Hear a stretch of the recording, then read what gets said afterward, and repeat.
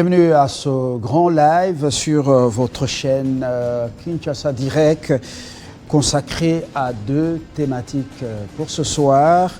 D'abord, le tourisme imaginaire, une innovation justement par un artiste congolais qui vit en dehors du pays. Tupac Amaru innove avec sa mascotte dénommée King Léo, un léopard qui met en évidence ou qui met en exergue les potentiels touristiques et toutes les richesses du Congo. On présente le Congo autrement, un artiste entrepreneur. Nous allons également faire un clin d'œil à la clôture des travaux, les travaux de la table ronde consacrée à l'évaluation de l'état de siège dans la province de l'Ituri et du Nord Kivu. Oui, les rideaux sont tombés sur ces grands travaux du Palais du Peuple. Vous avez vu l'activisme dans la salle, beaucoup de réactions pour pour le maintien ou la levée de cet état de siège. Plusieurs réactions. Ce soir, nous aurons la réaction d'un acteur de la société civile, Ferdinand Kitenge. Moussobola Jenny Kayembe est avec nous pour la charpente du journal. Sur Télé 50, ça sera la grande édition vespérale. Jenny, bonsoir. Bonsoir Fabien Lumbala, bonsoir à tous et bienvenue si vous nous rejoignez sur Télé 50.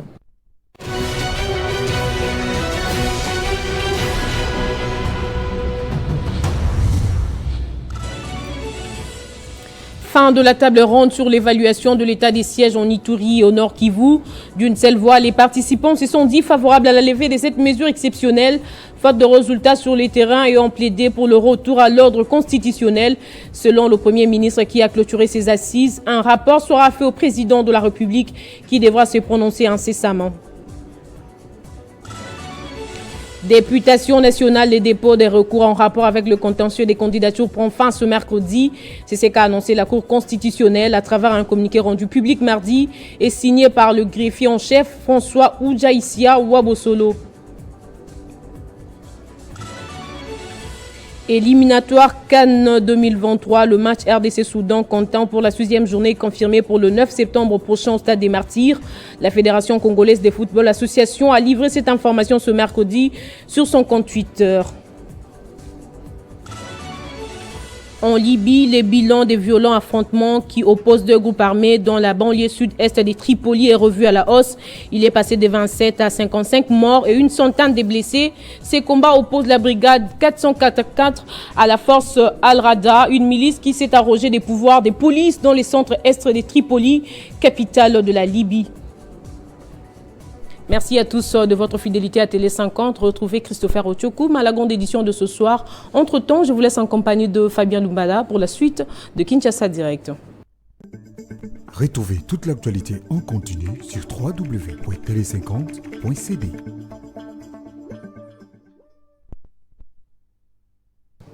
Voilà, merci Jenny Kayembe. Nous sommes fixés. L'ossature du journal, étant donné le développement d'à moins d'une heure sur nos antennes.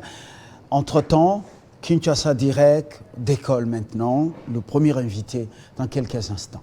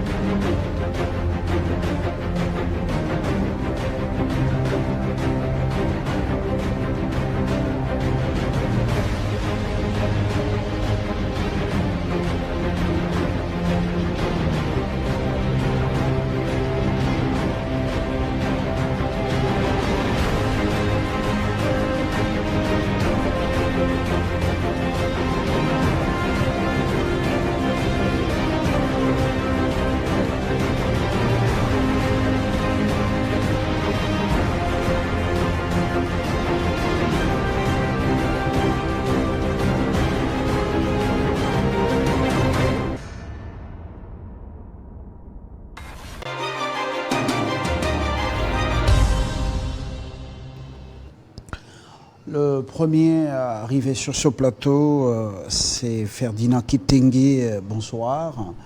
Monsieur Kitenge, vous venez du Palais du Peuple. Les travaux sur l'évaluation de l'état des sièges ont pris fin. Alors, qu'est-ce qu'on peut retenir des principales recommandations, résolutions? Merci beaucoup. Honnêtement. Merci beaucoup, honnêtement, comme vous venez de le dire. Merci beaucoup de votre invitation à notre égard. Je sais que ce n'est pas facile parce qu'il aurait fallu qu'on passe à l'évaluation, surtout à la table ronde sur l'évaluation de l'état des sièges. Vous savez que ça fait au moins 2 ans et 3 mois que l'état des sièges a été décrété. Depuis... L'historique est connu. Oui. Alors, qu'est-ce qu'on peut retenir des résolutions de ce soir? On a vu des gens très agités dans la salle. On dirait à la CNS, Conférence nationale souveraine. Vous avez vu les spectacles? Il y avait 3 commissions qui ont travaillé sur 3 thématiques. Il y avait la commission maintien de l'état des sièges. Il y avait la deuxième commission qui était pour la requalification de l'état des sièges. Et la 3e commission était pour la levée de l'état des sièges. Je vais vous dire que principalement par là, il y a eu au moins des tendances prédominantes, et surtout celle du maintien qui avait une dominance. Pourquoi? Parce que l'état des sièges a été vraiment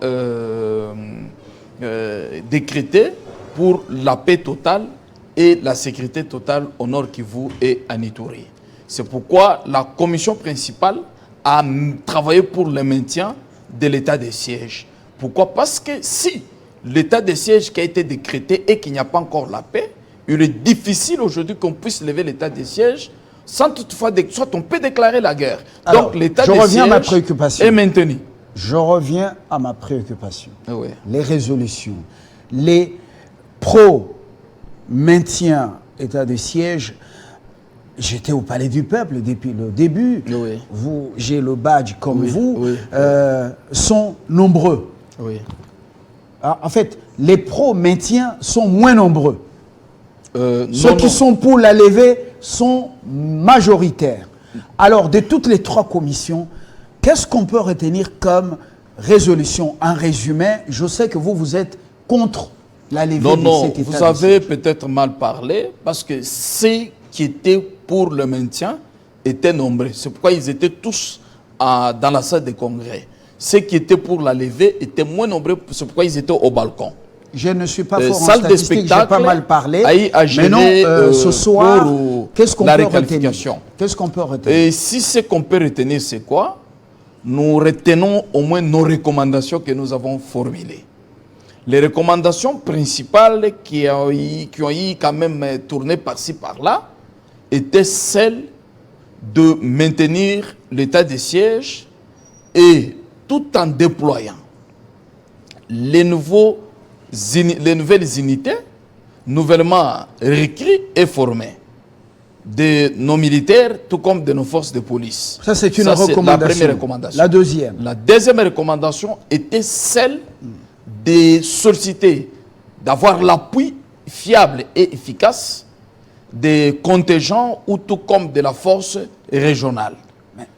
En tout cas, je ne comprends rien. Oui. Une force qui est de mèche avec les Rwandais et les Ougandais, une force régionale hypocrite en tourisme, vous demandez l'appui d'une force dite régionale au contour flou pour appuyer l'état des sièges. On ne comprend rien là. Non, l'EAC qui est là n'est pas une force... Vous êtes allé vous divertir au Palais du Peuple? Non, l'EAC n'est pas une force régionale. Je continue avec les recommandations. Parce que ce sont les recommandations. Allez-y. Ce n'est que 2D. Nous avons dit que le déploiement de nos troupes fraîchement formées et avec une logistique complète, et ça c'est au niveau de chez nous. Maintenant, c'est faire aussi accompagner par un appui fiable des partenaires efficaces comme de la région. Et vous aussi, à l'occurrence, nous voyons la SADC. Comme ça, la société civile, ce sont des recommandations que je continue avec. Les élus provinciaux et nationaux, vous continuez à rêver comme ça. Ici, je crois que ce sont des recommandations que nous sommes en train au moins de continuer avec pour dire que parmi ces recommandations principales, il y a eu d'abord celle des déploiements, en dehors du déploiement, nous avons fait sur des recommandations les départs définitifs des contingents de l'EAC et aussi revoir que cette année, la MONUSCO ne puisse plus continuer dans notre sol et surtout à l'est du pays. Et à l'entretemps, parmi les recommandations, nous avons formulé aussi d'autres recommandations qu'on donne la chance à nos troupes, nos FRDC, de se battre et récupérer les zones conquises par l'ennemi, le Rwanda, l'Ouganda et sous Babel Dien 23. C'était ça les recommandations majeures. En dehors de ça, parce que le travail était trop technique, sécuritaire, diplomatique, juridique et aussi économique. Ce n'est pas une dramatisation, voire même politique. C'est pour dire que parmi les recommandations majeures sont celles-là. On a eu aussi à proposer que l'opéralisation des actes. Vous parlez de l'opéralisation des faits doit être aussi appliquée aussi bien par les militaires et aussi par certains officiers, certaines autorités politico-administratives qui sont dans les deux territoires, deux provinces sous l'état de siège. Cela veut dire tout simplement, selon cette recommandation, que à la fois qu'il y ait une mesure alternative où on va commencer quelques jours, l'intervalle de 3 mois, un gouverneur militaire anime. Après ces 3 mois, un autre vient pour ne pas éterniser les animateurs comme état de chef coutumier sur le lieu. On parle parmi les recommandations. S'il vous plaît, ce n'est pas l'évangile que vous prêchez. Si on comprend bien, il y a des gens qui voient très mal l'enrichissement, entre guillemets, des militaires et policiers de la territoriale dans cette partie du pays, qui se seraient beaucoup enrichis aussi. Non, nous avons souligné d'abord les avancées significatives en termes d'infrastructure. Parce que grâce à l'état de siège, nous avons eu d'abord à identifier les officiers militaires, généraux, supérieurs, qui étaient impliqués, qui avaient des faces. Aujourd'hui, nous avons salué la justice militaire parce qu'ils sont aux arrêts. Ça, c'est la première réflexion. La seconde, par rapport à ces points-là, vous avez proposé de manière ensemblière, si nous pouvons résumer ces recommandations, vous avez proposé au chef de l'État la requalification de l'état de siège. Non, non. Au niveau de la requalification, il n'y a pas une base légale. Pourquoi? Parce que c'est quelque chose qui n'a pas de base légale, on ne peut pas statuer sur ça.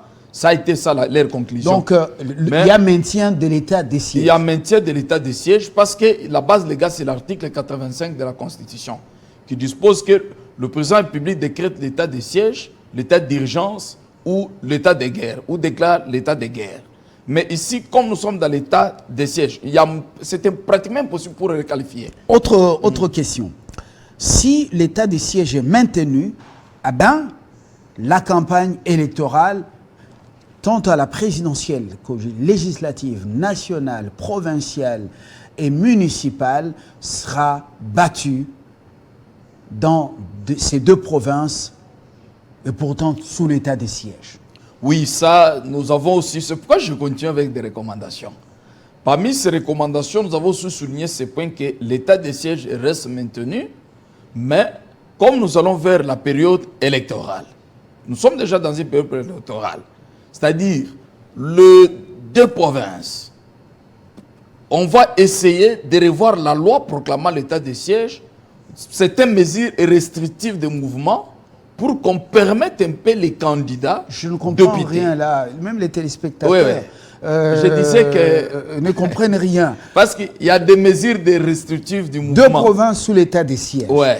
Pendant la campagne électorale, vous allez lever certaines mesures. Non, non. C'est-à-dire, nous avons recommandé, parce que la première appartient au président public.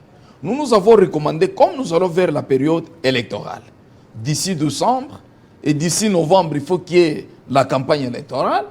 Là, la révisitation de la loi portant proclamation de l'état de siège. C'est la loi, si je ne me trompe pas, la loi numéro 003, 0021 plutôt, du 3 mai 2021. C'est-à-dire, par rapport aux mesures d'application ou aux modalités d'application, revoir les modalités d'application, et revoir aussi cette loi pourvu que certaines mesures restrictives des mouvements plutôt.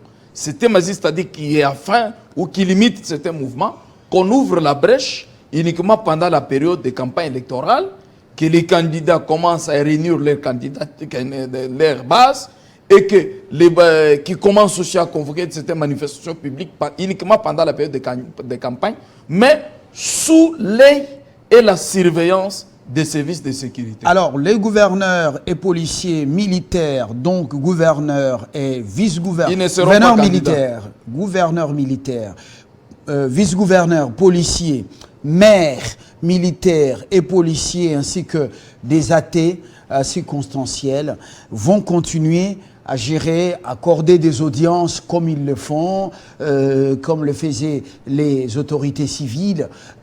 Voilà la continuité de l'état de siège. Oui, parce que le maintien de l'état de siège a été toujours commandé. Vous avez suivi en France, on voulait décréter l'état de siège. Donc on ne peut pas négliger une question hautement sécuritaire comme l'état de siège. Les autorités de l'état de siège, c'est-à-dire les autorités militaires et policiers qui sont là, les officiers plutôt, et doivent continuer avec la gestion. Parce que la gestion actuelle, c'est une gestion d'opération.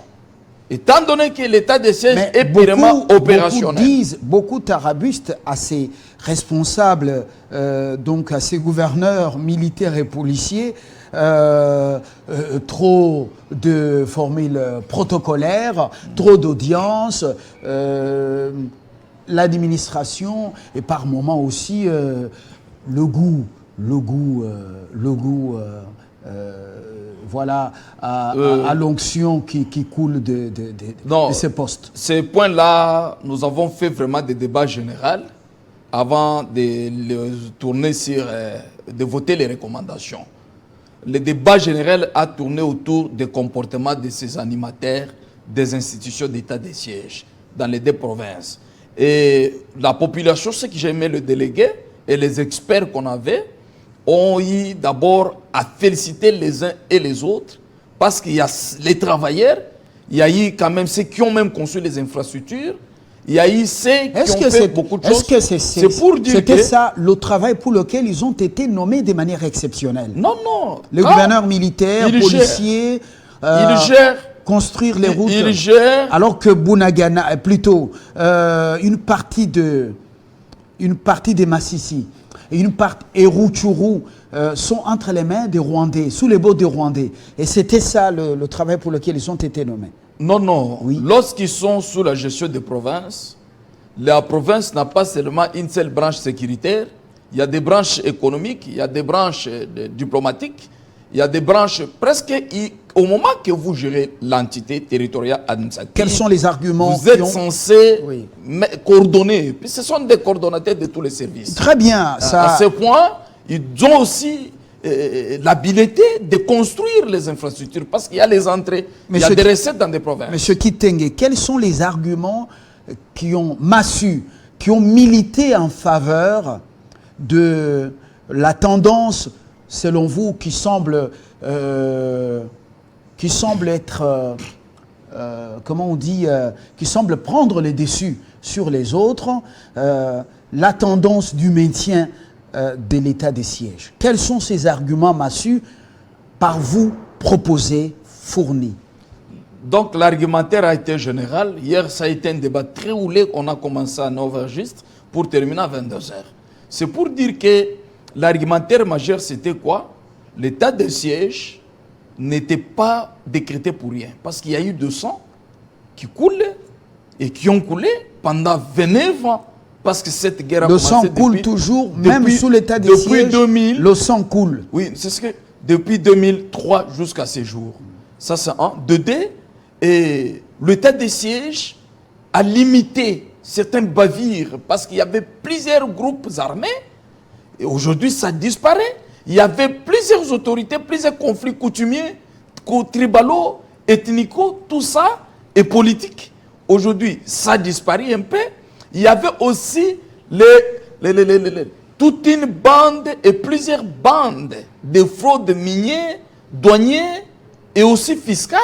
Je vous assure, nonobstant de ce que le Rwanda a déclaré qu'est devenu un grand pays producteur dès lors. Depuis 203 mois que l'état de siège est installé. Merci. Je crois que l'avant-dernière l'usine de raffinerie de l'or a disparu au Rwanda. L'avant-dernière question. Pour s'installer chez nous. Que deviennent les gouverneurs élus démocratiquement, l'ordre constitutionnel, vous l'avez évoqué, dont on l'a évoqué tout à l'heure dans les grands titres du journal. Que deviennent les députés provinciaux et ces organes délibérants de deux provinces? Les gouverneurs, les députés provinciaux sont bel et bien payés.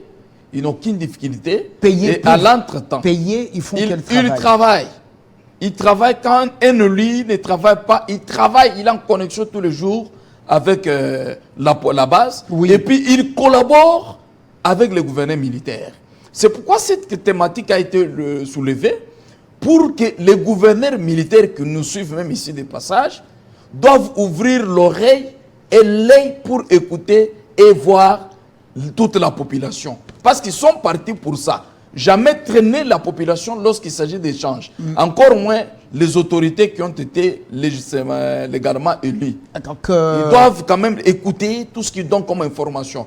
Nous avons aussi, tous les gouverneurs étaient là, les députés étaient là, et même on rassurait, ils collaborent. Il y a cette collaboration pour l'intérêt supérieur de la nation. Est-ce que ça valait la peine, cette table ronde, pour évaluer l'état des sièges? Est-ce qu'il y a eu un travail de fond fait au Palais du Peuple, où c'était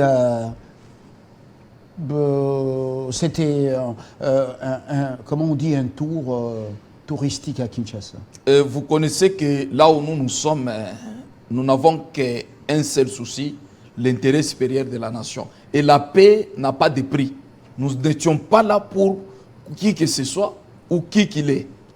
Nous encore les prédateurs qui voulaient influencer certaines tendances. Mais le problème, nous étions là uniquement par les soucis, le patriotisme de nos frères et sœurs qui meurent nuit et jour. Voilà. C'est pourquoi et si le président de la République levait l'état des sièges en se passant de vos résolutions? Bon, nous avons dit que la primaire reste au président public, mais il va voir les recommandations et les résolutions prises, parce que dans des recommandations, nous avons tout dit clairement. Merci. Grâce à l'état des sièges, on a identifié les meneurs de troubles et les auteurs de guerre. Aujourd'hui, la majorité est sous l'arrestation, et il y a encore d'autres qui continuent. Et les groupes armés qui étaient multi et divers, ça a diminué. Alors, et comment lever l'état des sièges aussi longtemps qu'il y a encore, je m'excuse, il y a encore d'autres zones qui sont sous l'occupation de l'étranger, de Rwanda et d'Ouganda aujourd'hui. Encore moins Bunagana et d'autres territoires. Voilà. Mais si on lève l'état des sièges, ce qui veut dire nous donnons l'occasion à l'ennemi d'attaquer Goma dans les 24 heures. Parce que vous avez suivi le fils de Museveni qui réclamait ça, et le major autoproclamé Willy Ngoma qui disait levez votre état de siège, on négocie. Voilà. Et je vous assure que l'état de siège ne sera pas levé. L'état de siège, nous avons demandé que ça reste maintenu pour l'intérêt supérieur de la nation. Monsieur Kitenge, parce que nous avons même la société civile, elle devient trop politique là. Dites-nous concrètement, au cours de ces assises, on vous a dit pourquoi il y a une sorte de cessez-le-feu, l'armée de son côté, l'armée loyaliste, et puis de l'autre côté, les Rwandais sous l'étiquette du M23, les Bourons, les Ougandais, depuis qu'ils sont entrés dans les frappes conjointes, ils sont toujours sur notre territoire. Pourquoi il y a cette sorte d'accalmie? Pourquoi on ne combat pas pour déloger ces gens de notre territoire? C'est ce que je dis, que nous sommes en face d'une guerre asymétrique, où il y a plusieurs groupes terroristes. Il y a aussi une armée régulière qu'on parle du Rwanda. Comme ils sont déjà identifiés, nos positions stratégiques, qu'on ne peut pas aussi dévoiler tout haut, comprenez, parce qu'il nous a été interdit de dévoiler d'autres secrets qui ont été pris pendant des travaux. Maintenant, sur ce, vous verrez qu'après la dernière décision du président de la République, tout va changer à l'Est. Alors, j'espère que vous n'avez pas été infiltré au Palais du Peuple par des relais du Rwanda. Monsieur Kitenge, je vous remercie. En tout cas, merci beaucoup pour votre invitation. Dans quelques instants, je suis très ravi. Le second nous dossier, demandons la paix règne à l'Est et que l'état des sièges reste maintenu. J'ai des annonces, monsieur Kitenge. C'est moi qui remercie. Le second invité tout à l'heure, Tupac Kamaro, l'artiste entrepreneur, pour boucler la boucle.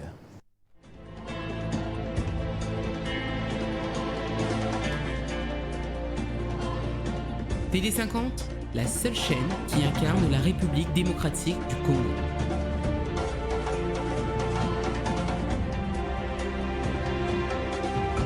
TD50, simplement congolais.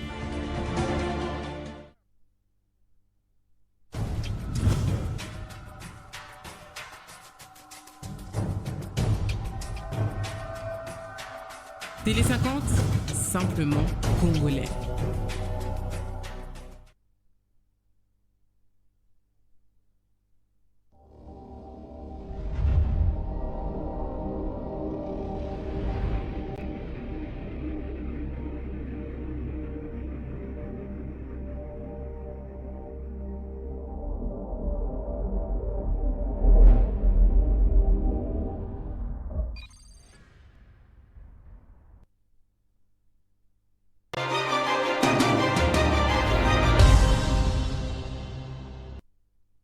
Soit Pato Nanterre, on l'appelle Tupac Kamaro, artiste entrepreneur. Il vit en France. Bonsoir, monsieur Tupac.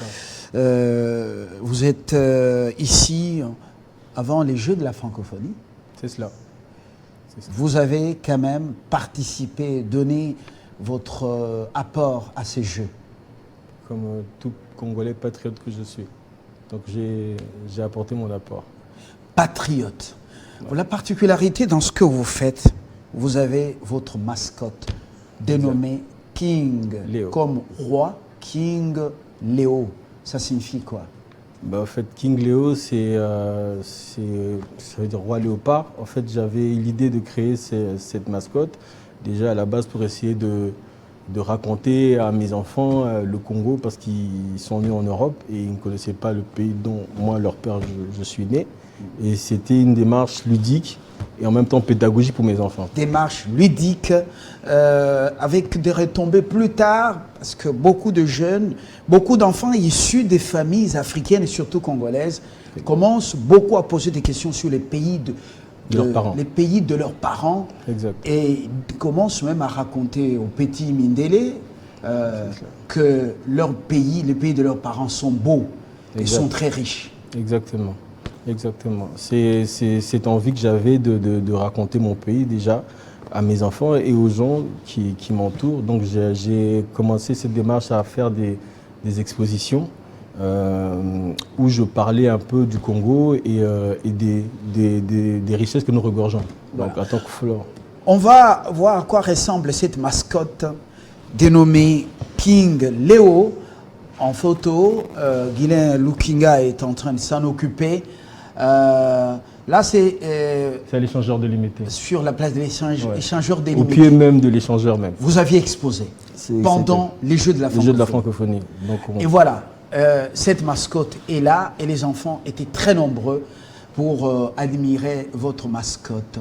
Mais ce qui est encore de particulier, c'est que vous nous amenez, surtout les jeunes enfants dans le tourisme imaginaire. Ouais. C'est-à-dire quoi, le tourisme imaginaire? Le tourisme imaginaire, c'est un concept que j'ai créé parce que je me suis dit en fait que le Congo avait beaucoup de richesses et que ces richesses n'étaient pas accessibles. Guilain, nous rentrons sur la mascotte elle-même, voilà, pendant qu'il explique. Et beaucoup de richesses qu'on a, que ce soit dans les mines ou dans la faune ou la flore, la tourbière, notre forêt, n'était pas accessible aux jeunes Congolais, aux jeunes Africains, aux jeunes Congolais et tout. Donc du coup, je me suis dit, créer un léopard imaginaire, Oui. qui est ailé et qui a une couronne. Et l'idée, c'était d'attirer les enfants, et j'ai vu que ça attirait même les adultes, à s'intéresser un peu à ce que... parce que là, comme on était à l'échangeur, c'est un tourisme de patrimoine. Donc l'échangeur illimité est un symbole de Kinshasa. Symbole de Kinshasa, comme aussi dans toutes les grandes villes du pays. Bien sûr. On retrouve les symboles. La Tour Mais Eiffel. la particularité cette fois-ci, même les restes de Patrice Emery Lumumba reposent là-bas. Exactement, c'est de la symbolique et c'est important pour notre jeunesse. J'ai vu beaucoup de parents me remercier par rapport à ce qu'on a fait et vraiment c'est cette fierté patriotique et cette envie de raconter leur pays à leurs enfants. Grâce à Guilain Lukinga, on va revenir sur la mascotte elle-même. Vous allez commencer à nous expliquer. Je reste sur vos écrits. L'autre Guilain, l'autre... voilà, très bien, très bien. Vous dites là, bienvenue au pays des léopards volants. Ouais. Vous parlez d'une compagnie apparemment. Bon, en fait, c'est bon. L'idée parce que King Leo est un léopard volant et bon, il y a une similitude avec Congo Airways qui est aussi un léopard volant, mais c'est bon, c'est plus même l'époque du Zaïre. Alors, comment on peut appeler ça? Portrait, tableau? C'est une affiche illustrative. En fait, l'idée c'était de faire voyager les gens. Là, normalement, on est à l'est. Si vous voyez, on a le mont Mikeno. Et on a comment on appelle ça? Notre... on a le Niragongo. Niragongo, célèbre Niragongo. Célèbre. Et sans vous couper, il n'y a pas que le Niragongo, parce que King le léopard volant, dans mon imaginaire, dans le concept, c'est qui vient du mont Rwenzori. Et le mont Rwenzori est l'un des vieux glaciers d'Afrique. Donc il n'y a pas que le Kilimandjaro, nous avons le mont Rwenzori qui se trouve à la frontière de l'Ouganda. Et je trouve que même dans le tourisme, dans l'agence du tourisme, on en parle moins. Et donc j'ai voulu sensibiliser les gens parce que déjà le mont Rwenzori n'est plus le mont Rwenzori d'antan et il y a une fonte le glacier est en train de fondre et dans mon exposition que j'appelle Expo Amusement, je sensibilise aussi les enfants sur le climat, donc sur l'environnement. Donc voilà. Une sensibilisation de la jeunesse sur le changement climatique. C'est important et le Congo a un grand rôle à jouer dessus. Et je pense qu'on ne martèle pas assez. Les enfants, c'est l'avenir de demain. Il faudrait déjà leur expliquer ces patrimoines-là que nous avons, que la nature nous a légués, et de le mettre vraiment... Au pied de Niragongo, j'ai comme impression que c'est le lac Kivu. Est-ce vrai? C'est le lac Kivu. Je crois que c'est le lac Vert, précisément. C'est le lac Vert. Oui. Et c'est cette envie de montrer que le Congo est beau et grand. Si nous ne sensibilisons pas, on ne saura pas tout ce que Mère Nature nous a donné. Donc l'idée est de sensibiliser, de sacraliser. Voilà. Alors, King Léo, c'est léopard, ce roi léopard volant, il retrempe un peu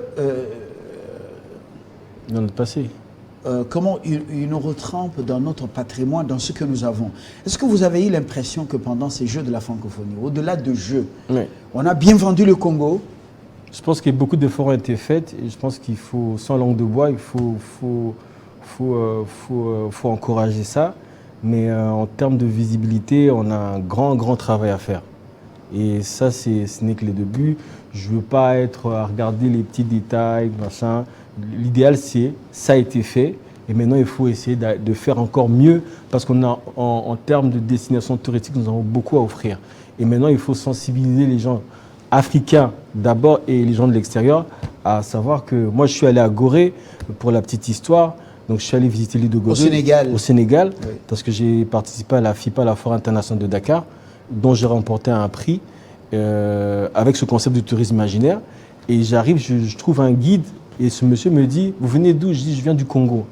Il m'a dit « Ah d'accord, vous venez du Congo, mais vous n'avez rien à envier ici ».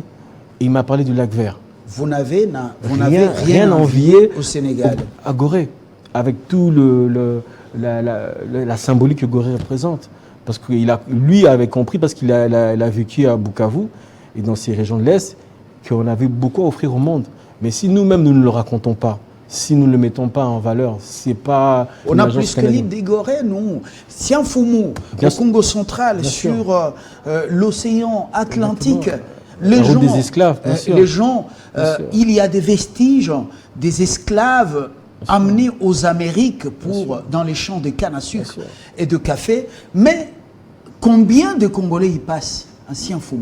Combien ils passent et visitent? Il y a un vrai travail de pédagogie. Nous préférons aller à Dubaï, à l'île de Gorée. À Dubaï ou je sais pas où, or que on a aujourd'hui le Ghana avec tout le marketing visuel qu'ils font sur leur tourisme, que les Noirs américains reviennent. Nous on a eu Louis Armstrong ici, on a eu James Brown, on a eu B.B. King, pour ne citer que cela, Mohamed Ali, Foreman. Donc, on est une destination pour les afro-descendants. Les grandes stars les grands étaient à Kinshasa, encelés. Bien sûr. Comment on appelait dans le temps Grand Hôtel. Le Grand Hôtel. Intercontinental. Tata Raphaël. Heureusement, on a eu Pelé. Est mise en valeur, remise en valeur. On a toute une historique. Ça veut dire qu'il y a beaucoup de choses à raconter aux gens. Il y a un monsieur que j'ai vu quand il y a la promotion de Jeux de la francophonie, où il parlait quand Pelé est venu, il était jeune, ou quand il y a le combat de Mohamed Ali Foreman.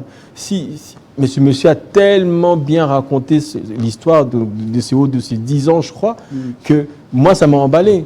Et ça, c'est quelque chose qu'on doit mettre en avant.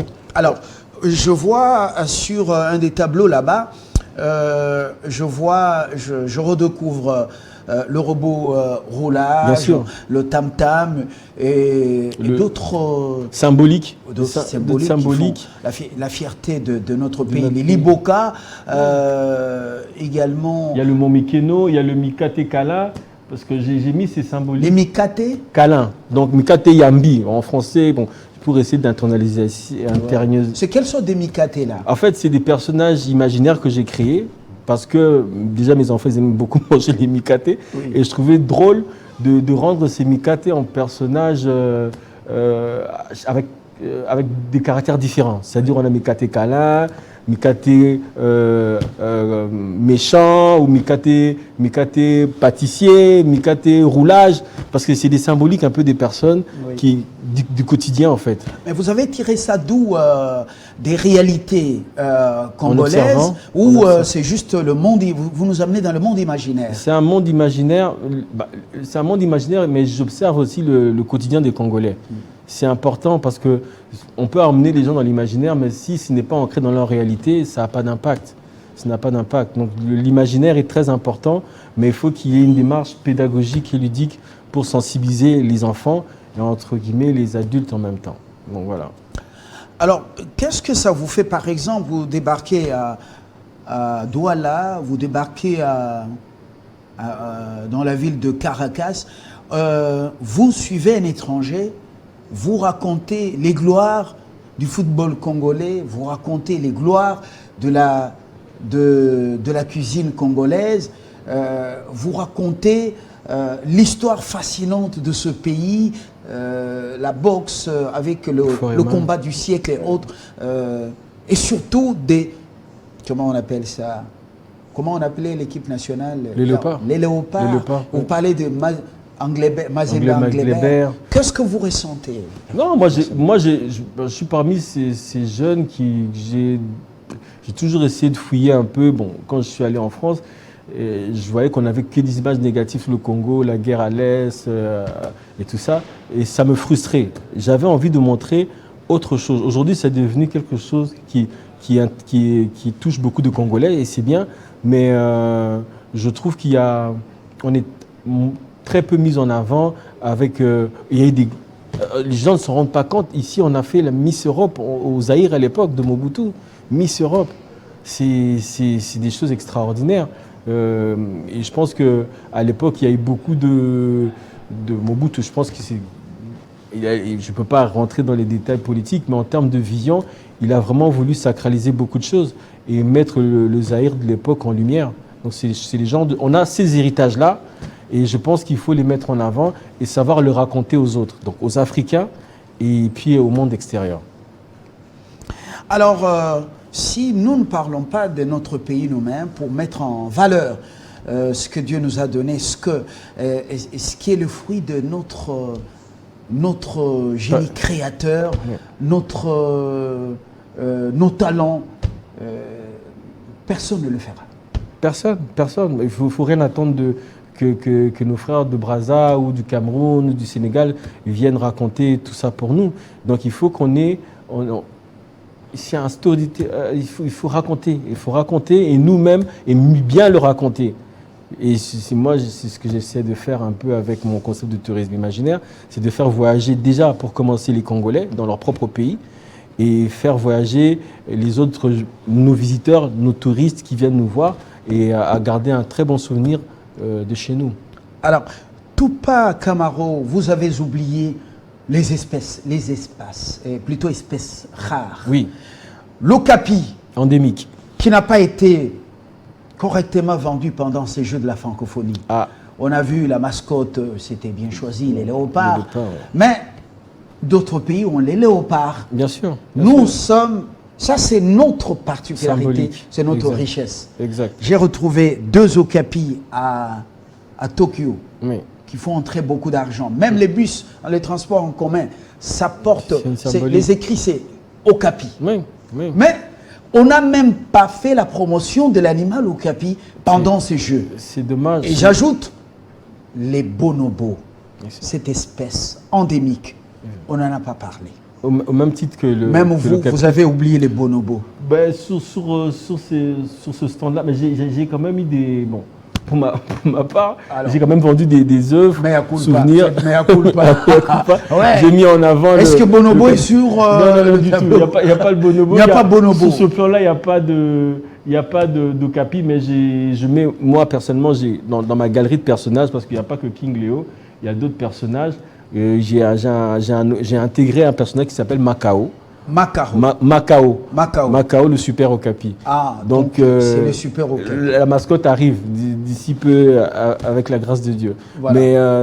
Mais il faut, pour parler de l'okapi, c'est vraiment...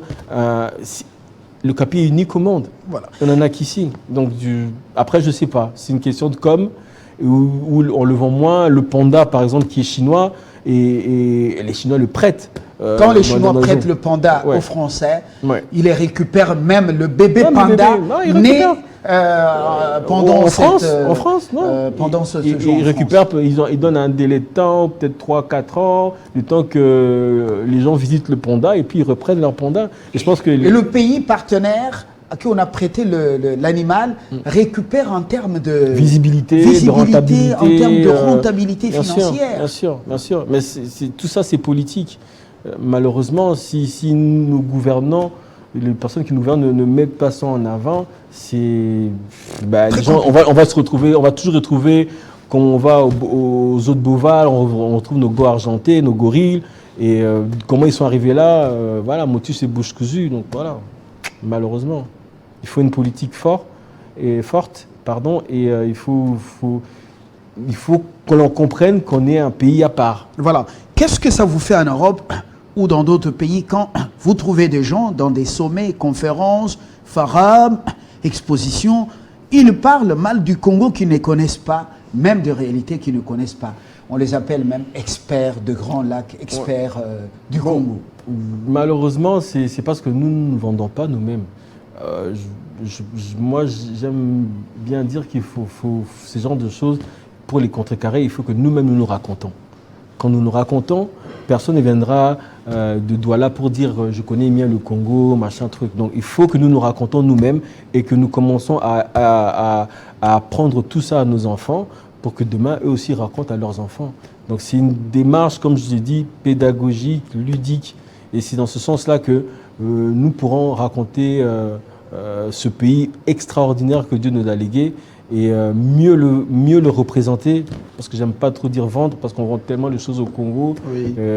Mieux représenter notre pays en termes de flore. On a Yangambi, on a les tourbières. Si je cite tout ça, on ne va pas s'arrêter. Voilà. On ne parle même pas des mines. Donc l'enjeu de demain, c'est le climat.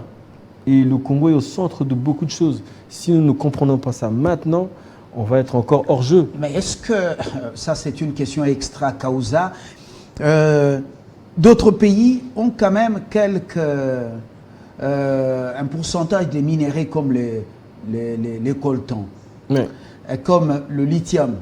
Mais nous traînons à exploiter nos richesses, alors que les autres, ceux qui viennent de découvrir, ont déjà commencé. Chez nous, on élève toujours les minéraux dans le sous-sol. Manono, dans la brousse, le lithium est là. Et nous attendons peut-être le retour de Christ pour qu'il vienne, que nous puissions exploiter. Ou soit que Jésus vienne, nous amène les partenaires, les investisseurs. Il faut laisser d'où Jésus là il est. C'est une question de volonté politique et une question...